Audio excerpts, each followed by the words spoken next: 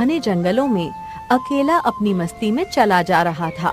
उसे बहुत तेज भूख लगी थी और गांव अभी भी दूर था। तभी उसकी नजर एक स्वच्छ और ठंडे जल से भरे तालाब पर पड़ी। अरे वाह, ये तो मेरे मन की मुराद पूरी हो गई। बहुत तेजी से भूख लगी थी और गांव का रास्ता अभी बहुत दूर है। मैं यही सोच रहा था कि काश कोई तालाब मिल जाए जहां बैठकर आराम से भोजन कर लूं और पानी भी पीने को मिल जाए। इतना कहकर रामवीर दौड़ता हुआ तालाब के पास पहुंच गया और अपनी पोटली से रोटी निकालकर खाने लगा। उसने अभी पहला निवाला ही खाया था कि किसी युवक की आवाज उसके कानों में टकराई। अरे भैया, अकेले बैठकर खा रहे हो? मुझे भी बहुत जोर से भूख लगी है। क्या तुम अपना भोजन आधा आधा बांट सकते हो? रामवीर ने सामने देखा। लगता है तुम भी यात्री हो और भूखे भी लगते हो। हाँ, मेरा नाम काशी है। रामवीर के पास 2 रोटियां थीं।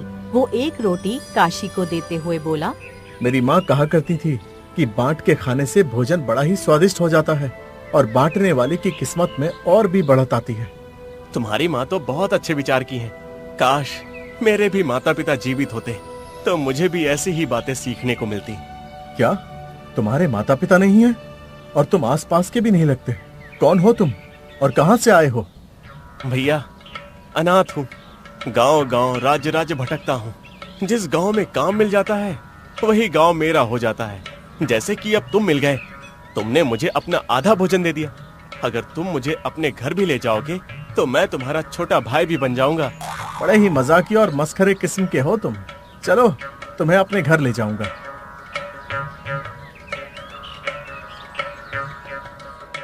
काशी रामवीर के साथ उसके गांव चला गया। जब रामवीर अपने घर पहुंचा तो उसके साथ एक अजनबी युवक को देखकर उसकी माँ चौंक गई।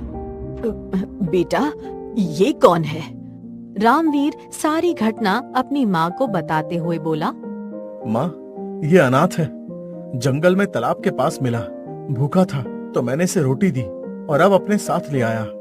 रामवीर की माँ काशी की ओर स्नेह से देखती हुई बोली, बेटा, आज से मैं तुम्हारी भी माँ हूँ। तुम इस घर में रामवीर के छोटे भाई की तरह रह सकते हो, लेकिन तुम्हें भी रामवीर की तरह काम करना होगा और मेहनत से कमाकर मुद्राएं मुझे देनी होगी। समझ गए बेटा? जैसी आपकी इच्छा माताजी। इतना कहकर काशी अपनी बांसुरी निकालकर मधुर स्वर में बजाने लगा। रामवीर की माँ उसे सवालिया नजरों से देखने लगी। मुझे नहीं लगता कि ये यहाँ भी ज्यादा दिन टिकेगा। ये बड़ा ही घुमक्कड़, हंसमुख और मस्खरे अंदाज का है।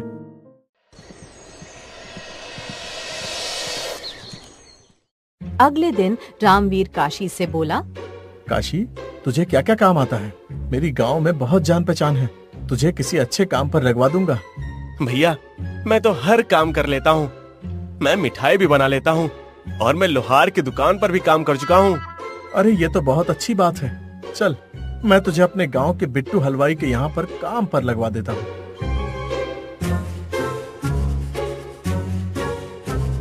रामवीर काशी को लेकर बिट्टू हलवाई की दुकान पर पहुँच गया।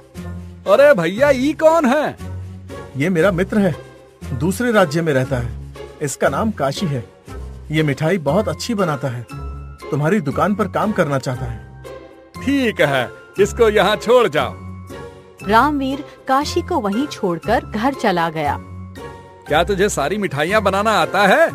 हाँ भैया, मैं तो मिठाइयाँ बनाने में माहिर हूँ। अच्छी बात है। दूसरे गांव के सेठ के यहाँ एक विवाह समारोह है। आज उसी की सारी मिठाइयाँ यहीं बनेंगी। जा, अंदर जाकर मिठाई बनाना शुरू कर दे। काशी अंदर जाकर मिठाई बनाने लगा और शाम तक मिठाई बनाता रहा। शाम को बिट्टू काशी से बोला, अरे, तूने तो बहुत सारी मिठाइयाँ बना दी। जरा चखकर तो देखूं कैसी बनी है। बिट्टू हलवाई ने जैसे ही मिठाई चखी, उसका चेहरा क्रोध से तमक उठा। क्या हुआ हलवाई भैया? तुम्हारे चेहरे पर तो मेरी बनाई हुई मिठाई का स्वाद आना चाहिए, लेकिन तुम्हारे चेहरे पर तो क्रोध झलक रहा है। मूर्ख, तूने मेरी सारी मिठाई बर्बाद कर दी। कुछ ही देर में सेठ आने वाला है और इस पूरी मिठाई में नमक के अलावा कुछ भी नहीं है।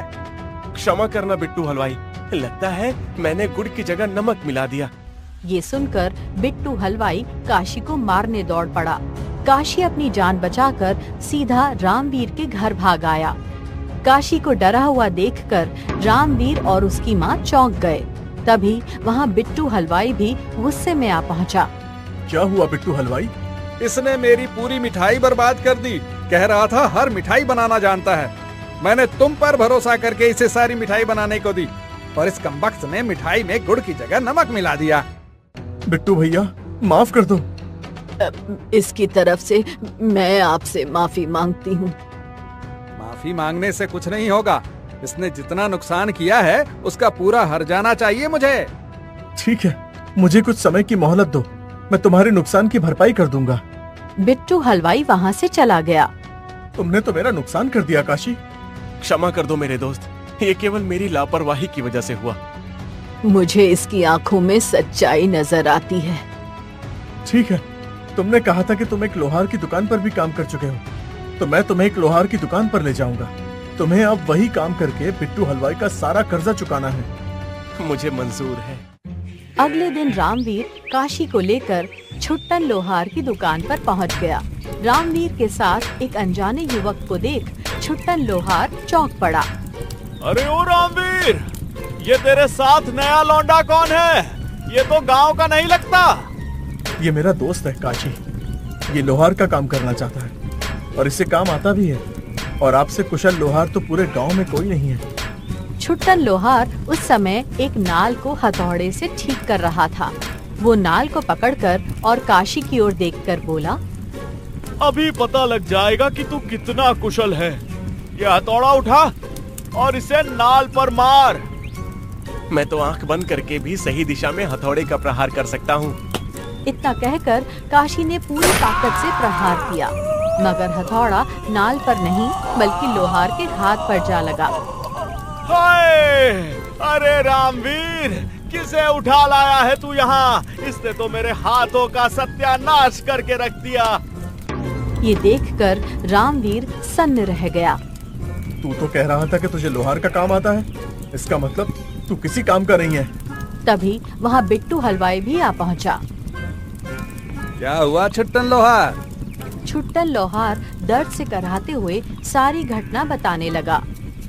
हाँ, कल इसने मेरी सारी मिठाई भी बर्बाद कर दी थी।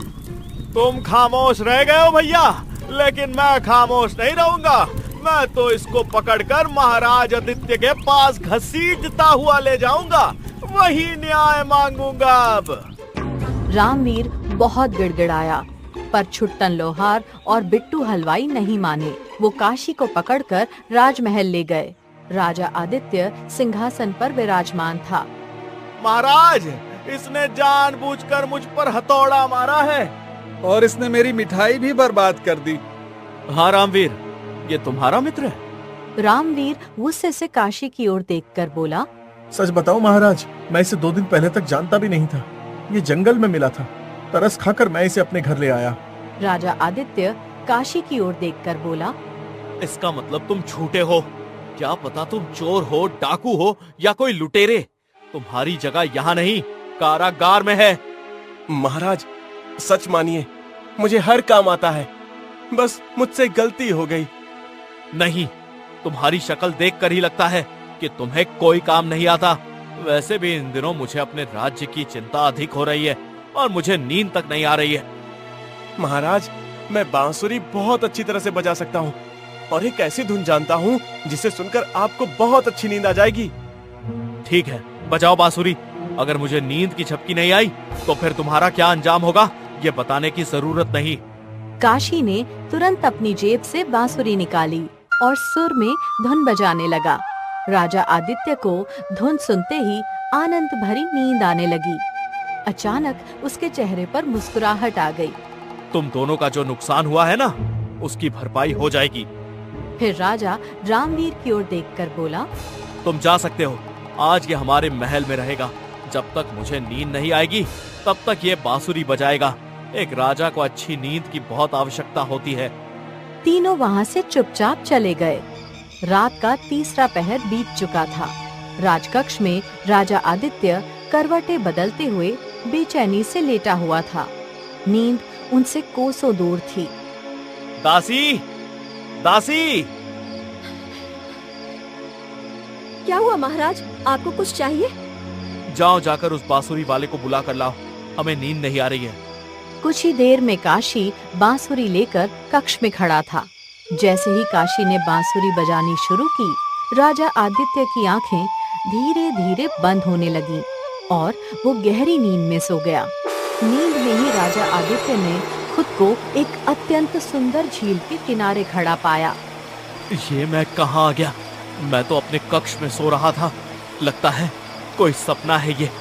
यहाँ कितनी गर्मी है और झील का पानी, ना जाने क्यों मन कर रहा है स्नान कर लूं। इतना कहते ही राजा झील में कूद पड़ा। अरे वाह, कितना आनंद मिल रहा है। झील का ठंडा ठंडा पानी कितनी शांति दे रहा है। चलो अब मैं कुछ गहराई में तैरता हूँ। राजा आदित्य झील की गहराइयों में उतरने लगा। अचानक उन्हें कुछ अद्भुत दिखाई दिया। झील के नीचे एक सुनहरे महल की झलक। अरे ये तो पूरा सोने का बना हुआ है। कितना सुंदर है ये। जैसे ही वो तैरते हुए महल के पास पहुंचा, उसे आभास हुआ कि झील का पानी अचानक गायब हो चुका था, जैसे वो किसी दूसरे ही लोक में पहुंच चुका था। राजा महल के भीतर प्रवेश कर गया। ये तो बिल्कुल निर्जन है, कोई भी नहीं। अचानक उसकी नजर एक खुले कक्ष पर गई। वो धीमे धीमे कदमों से भीतर प्रवेश कर गया। कक्ष के मध्य में एक राजसी सिंहासन जैसा शयन पट बिछा था, जो पूरी तरह सोने से बना था। उस पर एक अनुपम सुंदर स्त्री निंद्रा में लीन थी। उसकी उंगली में एक अंगूठी थी, जिसमें चमकता हुआ रंग बिरंगा मोती झिलमिला रहा था। इतनी सुंदर स्त्री मैंने अपने जीवन में कभी नहीं देखी। क्यों ना इसे जगाकर पूछूं कि ये कौन है। राजा आदित्य धीरे धीरे उसके नजदीक चला गया और जैसे ही उसे स्पर्श किया, राजा आदित्य की आंखें खुल गईं। क्या वो सपना था? ऐसा लग ही नहीं रहा था कि कोई सपना था, मानो वो वास्तव में वहां था।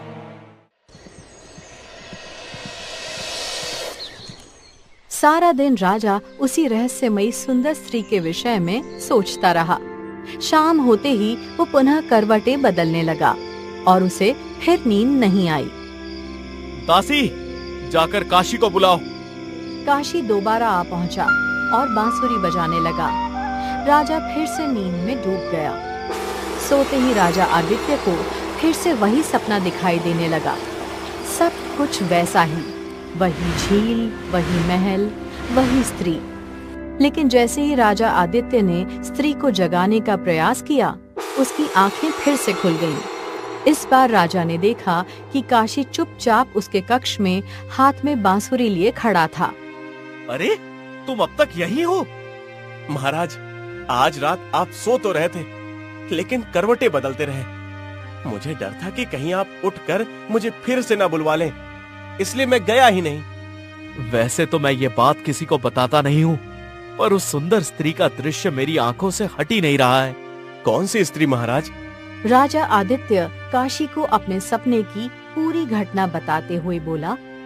और आज भी जैसे ही मैं उसे जगाने वाला था, मेरी आंखें खुल गईं। महाराज, मैं घुमक्कर स्वभाव का हूँ, कभी एक जगह नहीं टिकता। मैंने सुना है प्रयाग के आगे प्रतापगढ़ राज्य में एक झील है, जहाँ ऐसी ही दंत कथाएं प्रचलित हैं कि झील के भीतर एक सोने का जादुई महल स्थित है। मैंने तो कभी नहीं सुनी ये कथा, पर क्या तुम दावे के साथ कह सकते हो कि वो झील वास्तव में अस्तित्व में है? हाँ महाराज, मैंने वहाँ समय बिताया है। वहाँ के लोगों का पूर्ण विश्वास है उस झील पर। तो क्या तुम मेरा एक छोटा सा काम करोगे? आज्ञा दीजिए महाराज। क्या तुम जाकर इस बात की जांच कर सकते हो? आपने मेरी बांसुरी की धुन से मेरी जान बख्शी, इतना तो मैं आपके लिए कर ही सकता हूँ। राजा आदित्य के चेहरे पर हल्की सी मुस्कान आ गई। अगर उस झील में वास्तव में कोई चमत्कारी महल है, तो वो स्वप्न सुंदरी भी अवश्य वहां होगी। अगर वो दिखाई दे तो तुरंत मुझे आकर सूचित करना। मैं स्वयं उसका नाम जानने के लिए झील में उतरूंगा। इतना कहकर राजा एक सैनिक को बुलाते हुए बोला। जहां भी काशी जाए, तुम इसके साथ रहोगे और काशी पर नजर रखोगे। काशी, क्षमा करना, क्या पता तुम झील के बहाने कहीं और निकल जाओ। महाराज, आप मुझ पर भरोसा कर सकते हैं, पर यदि आप सैनिक साथ भेजना चाहते हैं तो मुझे कोई आपत्ति नहीं। कुछ देर बाद काशी और सैनिक घोड़े पर सवार होकर प्रतापगढ़ की ओर प्रस्थान कर गया।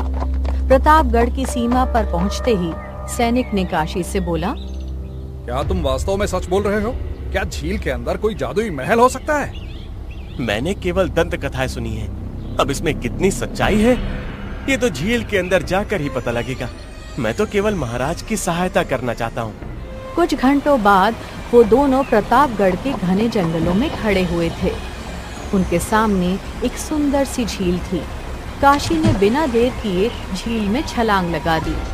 कुछ देर बाद झील की गहराई में काशी को एक सोने का महल नजर आया। इसका मतलब महाराज का सपना सत्य था और यहाँ के लोगों की दंत कथाएं भी सच हैं। काशी उस महल की ओर तैरने लगा। महल के पास जाते ही उसे महसूस हुआ कि वहाँ पानी गायब हो चुका था, मानो वो किसी और ही संसार में पहुँच गया हो।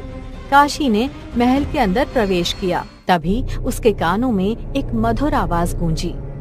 कौन हो तुम? काशी ने पीछे मुड़कर देखा। मैं तो झील के अंदर तैरने आया था, मुझे नहीं पता था कि इसके भीतर कोई महल है। जब मैंने इसे देखा तो खुद को रोक नहीं पाया। मेरा नाम रूप सुंदरी है। आज तक इस झील के नीचे बने महल में कोई मानव नहीं आया, तुम पहले हो। लेकिन इस महल में मुझे तो कोई और दिखाई नहीं दे रहा। क्या तुम यहाँ अकेली रहती हो? हाँ, मैं इस महल में अकेली रहती हूँ। तुम्हारे माता पिता, भाई बहन, रिश्तेदार कोई भी नहीं? देखने में तो तुम मुझे एक मानव ही लग रही हो। हाँ, मैं एक मानव ही हूँ। बस समझ लो कि मेरे ऊपर एक श्राप है। उसी श्राप की वजह से मैं इस महल के अंदर एक तरह से कैद हूँ, चाहकर भी बाहर नहीं जा सकती।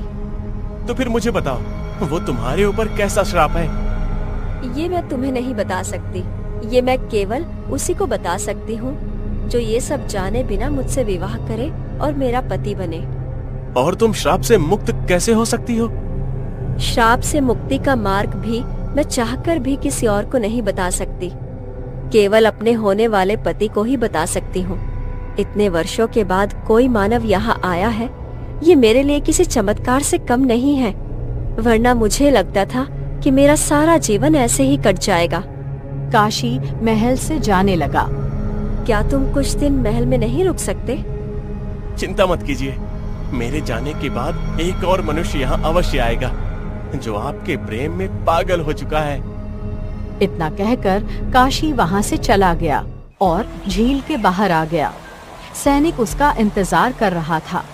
क्या वास्तव में झील के अंदर कोई सुंदर सोने का महल मौजूद है? ये बात तो मैं महाराज आदित्य को ही बताऊंगा। काशी सैनिक के साथ महल की ओर चल पड़ा, जहाँ राजा आदित्य बेसब्री से उसका इंतजार कर रहा था। क्या तुम्हें रास्ते में झील के भीतर कोई महल मिला? जी महाराज, और वहाँ एक सुंदरी भी मिली जो उस महल में अकेली रहती है। क्या उस सुंदरी ने अपने हाथ में कोई अंगूठी पहनी थी जिसमें रंग बिरंगी किरणों से जड़ा मोती था? हाँ महाराज, बिल्कुल वही अंगूठी थी। बड़ी विचित्र बात है। इसका मतलब वही रूप सुंदरी नाम की सुंदर स्त्री मेरे स्वप्नों में आती थी, लेकिन वो मेरे स्वप्न में क्यों आई? महाराज, हो सकता है कि नियति ने आपके द्वारा ही उसे श्राप से मुक्त होना लिखा हो। तुम सही कह रहे हो। अब मुझे कोई फर्क नहीं पड़ता कि उस पर क्या श्राप है। मैं तो उसी से विवाह करूंगा, नहीं तो कभी नहीं करूंगा। राजा आदित्य काशी के साथ तुरंत उस झील की ओर चल दिया और कुछ घंटों के बाद वो झील के किनारे पर खड़ा था। अब आगे क्या करना है बताओ? कुछ नहीं, बस थोड़ी देर बाद आपको वही स्वर्ण महल दिखाई देगा। इतना कहकर काशी झील में कूद गया और राजा आदित्य भी पीछे पीछे कूद गया। झील की गहराई में उतरते हुए राजा को वो महल दिखाई देने लगा। इसका मतलब काशी का एक एक शब्द सत्य था, और जैसे ही मैं पास आया पानी गायब हो गया, बिल्कुल स्वप्न की तरह। महाराज आइए, मेरे साथ भीतर चलिए। रूप सुंदरी इसी महल में अकेली रहती हैं। राजा आदित्य और काशी महल के भीतर प्रवेश कर गए। भीतर रूप सुंदरी सोने के सिंहासन जैसे बिस्तर पर बैठी हुई थी। रूप सुंदरी काशी की ओर देखकर बोली, तुम तो वही हो जो पहले यहाँ आए थे। और मैंने कहा था ना, मेरे बाद एक और मनुष्य आएगा, यही है वो। केशव नगर के राजा आदित्य, जो 2 दिन से आपको स्वप्न में देख रहे हैं। मैंने तुम्हें स्वप्न में देखा था और स्वप्न में ही तुमसे प्रेम कर बैठा। मैं तुमसे विवाह करना चाहता हूँ। ये सुनकर रूप सुंदरी चौंक गई और अचानक उदास होकर बोली, पर मुझ पर एक श्राप है।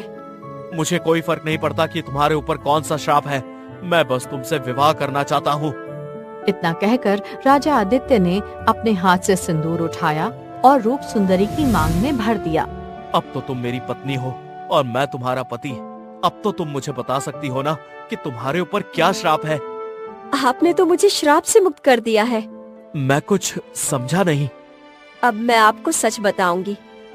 मुझे आदेश दिया गया था कि यदि मैंने अपने पति के अलावा किसी भी मनुष्य को सच्चाई बताई तो मैं कभी इस श्राप से बाहर नहीं निकल पाऊंगी। मैं प्रतापगढ़ के राजा भैरव की पुत्री रूप सुंदरी हूँ। Flashback story. एक दिन रूप सुंदरी झील के किनारे खड़ी थी और उसकी दासी भी साथ में थी। तुम भी ना कहानियों पर भरोसा करती हो। मुझे लगता है यहाँ के लोगों के मन में भ्रम है कि झील के अंदर कोई महल है। मुझे तो यहाँ सिर्फ शांति दिखाई दे रही है। नहीं राजकुमारी, कहते हैं इस झील में झील देवता का वास है। वही प्रतापगढ़ की रक्षा करते हैं। उनके लिए ही इस झील के भीतर एक सोने का महल बना है। रूप सुंदरी की नजर झील के किनारे तैरती हुई एक सुंदर बत्तख पर पड़ी। ये बत्तख तो बहुत सुंदर लग रही है। क्यों ना मैं इसका शिकार कर लूं? राजकुमारी, झील के किनारे शिकार करना मना है। मुझे पहली बार किसी जानवर का शिकार करने का मन कर रहा है। रूप सुंदरी ने तीर चला दिया और बत्तख घायल होकर झील में डूबने लगी। मैंने पहली बार किसी जानवर को मारा है और वो भी पानी में डूब रहा है। मैं इसे पिताजी को दिखाऊंगी। इतना कहकर रूप सुंदरी झील में कूद गई। थोड़ी देर में उसने देखा कि झील के भीतर एक भव्य सोने का महल था। झील के अंदर का महल? इसका मतलब नगर वासियों की दंत कथाएं सही थी। वो महल के अंदर चली गई, जहाँ पानी का कोई असर नहीं था। तभी किसी के करहाने की आवाज उसके कानों में गूंजने लगी। ये आवाज कैसी है? कौन है यहाँ? वो दौड़ती हुई एक कक्ष में पहुँची, जहाँ एक सुंदर पुरुष घायल अवस्था में बैठा हुआ था। मैं बतख के रूप में झील में विचरण कर रहा था। तुमने मुझे मनुष्यों का तीर मारकर घायल कर दिया। अब मैं अधिक देर तक अपने असली रूप में नहीं रह पाऊंगा। मैं तुम्हें श्राप देता हूँ। तुम इस महल से कभी बाहर नहीं निकल पाओगी। इतना कहकर वो पुरुष एक अंगूठी में बदल गया, जिसमें बीच में एक कीमती मोती जड़ा हुआ था। ये क्या हो गया? मुझे कुछ समझ नहीं आ रहा। रूप सुंदरी बाहर की ओर भागने लगी, लेकिन महल के द्वार बंद हो गए। तभी रंग बिरंगी किरणों के बीच एक दूसरा सुंदर पुरुष वहाँ प्रकट हो गया। मेरा पुत्र नादान था जो तुम्हें श्राप दे बैठा। मैं इस झील का देवता हूँ और ये मेरा महल है। मुझसे जो हुआ अनजाने में हुआ। श्राप तो वापस नहीं लिया जा सकता। ये अंगूठी फिर से पहन लो।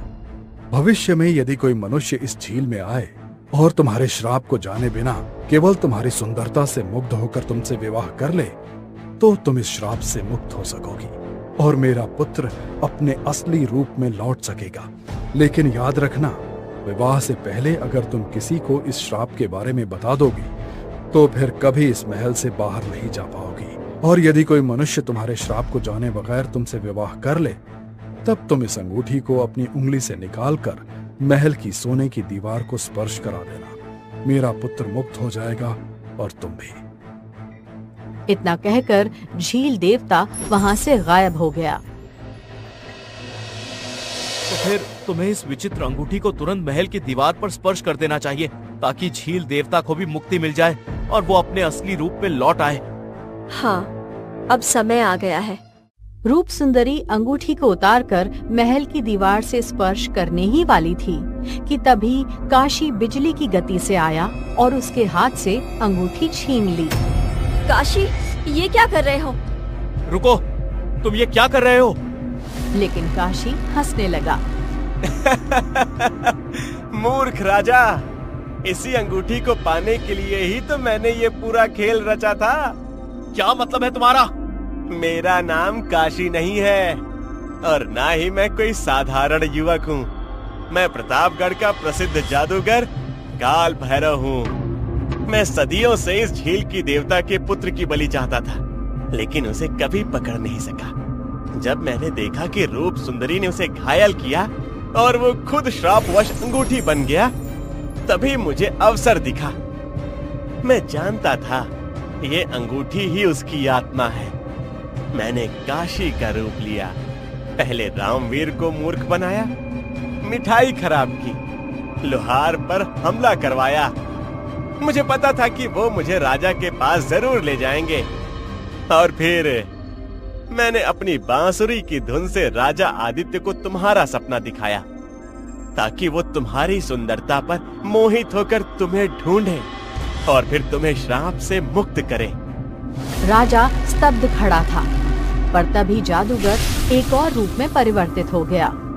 अब मैं इस अंगूठी को अपनी गुफा में ले जाकर इसे जीवित देवपुत्र में बदल दूंगा और उसकी बलि लेकर अमर हो जाऊंगा। परंतु तभी महल के बीचों बीच तेज प्रकाश प्रकट हुआ। ठहर जा दुष्ट, अब तू नहीं बचेगा। कौन है? मुझे देखकर नहीं पहचाना? मैं हूँ इस झील का देवता, इस महल का रक्षक और उस पुत्र का पिता, जिसकी आत्मा को तू कैद करना चाहता है। तो तू भी बाहर आ ही गया, लेकिन अब बहुत देर हो चुकी है। एक बात तू भूल गया काल भैरव। तुझे मालूम था कि इस झील के भीतर एक महल है, पर तू ये नहीं जानता कि ये महल दूसरे संसार में है। हैं? क्या मतलब है तुम्हारा? मूर्ख, जल के भीतर अक्सर दूसरे संसारों के अदृश्य द्वार होते हैं। ये महल तुम्हारी दुनिया और एक गुप्त लोक के बीच स्थित है, इसलिए तुम्हारा कोई भी जादू इस संसार पर असर नहीं कर सकता। और अब मैं तुझे इस संसार से मिटा दूंगा। झील देवता ने अपने हाथ उठाए। जल के भीतर से एक तेज जल घेरा उठा और काल भैरव को चारों ओर से घेर लिया। वो चीखता रहा, लेकिन अगले ही पल वो जल में समा गया। उसके जल में समाते ही अंगूठी रूप सुंदरी के हाथों में आ गई। रूप सुंदरी ने अंगूठी को दीवार से स्पर्श कर दिया और सुंदर युवक यानी झील का पुत्र प्रकट हो गया। मेरे पुत्र, तुम्हें मुक्ति मिल गई। अब चलो रूप सुंदरी, तुम्हारा असली घर अब मेरा राज्य है। राजा आदित्य और रूप सुंदरी विवाह करके महल लौट आए। राजा ने प्रतापगढ़ के दूत भेजकर रूप सुंदरी के पिता को बुलवा लिया।